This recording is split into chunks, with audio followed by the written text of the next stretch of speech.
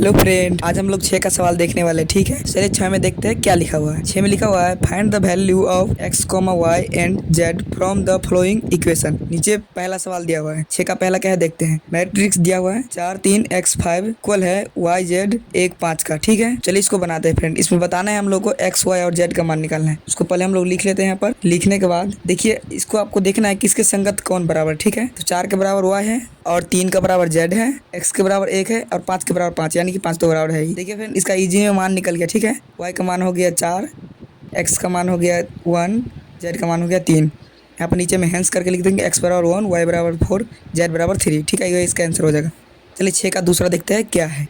6 का दूसरा हम एक मैट्रिक्स दिया हुआ है x plus Y 2 5 plus Z X Y equal है किसके इक्वल है 6 2 5 8। ठीक है, चलिए इसको बनाते हैं। ये पहले देखिए फ्रेंड, x प्लस वाई बराबर क्या दिया है, इसके बराबर बोल रहा है 6 है, तो लिखेंगे x प्लस वाई बराबर 6। इसको समीकरण 1 मान लेते हैं। फिर दूसरा देखते हैं 5 प्लस जेड बराबर 5 दिया हुआ है। जेड को अगर इसी साइड रखेंगे और 5 को उस साइड भेजेंगे तो 5 माइनस 5 हो जाएगा, जेड बराबर निकल जाएगा 0। ठीक है, जेड का मान 0 निकल गया, 1 मान निकल गया। चलिए x बराबर देखते हैं क्या लिया है। यहाँ पर एक्स वाई का बराबर मान दिया हुआ है 8, एक्स वाई बराबर 8। वाई का मान इसमें से अगर निकाल लेंगे तो x के 8 के भागे में जा जाएगा। ठीक है, तो वाई का मान यहाँ पर क्या निकल जाएगा 8/x। ठीक है, चलिए इसको y के इस मान को फ्रॉम फर्स्ट में पुट करते हैं। ठीक है, y के इस मान को फ्रॉम फर्स्ट में पुट कर देते हैं। इधर फ्रॉम फर्स्ट क्या है, x प्लस वाई बराबर 6 है, तो x को x ही रहने देते हैं, प्लस y की जगह पर 8/6 कर देते हैं, बराबर 6 कर देते हैं। ठीक है, इसका बट्टा का जोड़ कर देते हैं। ठीक है, बट्टा जोड़ करेंगे, इसका x और 1 का एलसीएम लेंगे तो वो x ही होगा।